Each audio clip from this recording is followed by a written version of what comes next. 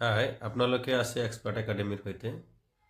এই প্ৰশ্নটো আপোনালোকে চাওক এনেকুৱা ধৰণৰ প্ৰশ্ন চিটেটত আহে বা অন্য তেনেকুৱা ধৰণৰ কম্পিটিটিভ এক্সামবিলাকত আহে লাইক এৰিয়াৰ আছে আপোনাৰ আসাম পুলিচ আছে আৰু চিটেটত প্ৰায় বছৰে এনেকুৱা ধৰণৰ প্ৰশ্ন পেপাৰ 1ত আপোনালোকে পাব সো কোৱেশ্চনটোত কি কৈছে the side of a square is 4 centimeter. It is cut into 4 equal squares. And what is the area of is small square? Suppose let it a square বুলি আমি ধৰি লৈছো ইয়াতে চাওক এটা আমি স্কয়াৰ বুলি কৈছো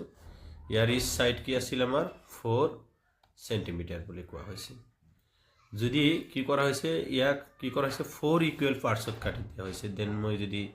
এনেকৈ যদি কাটো সো ইয়াতে আমি পাম 2 দেন ইয়াতে কি পাম আমি 2 পাম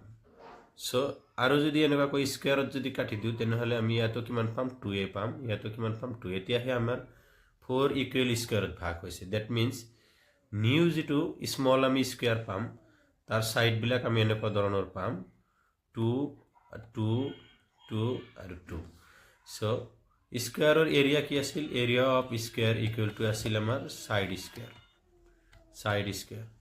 so that implies हम की पाम আমি ইয়াৰ সাইড কি আছে only 2 আছে so 2 square equal to কি পাম আমি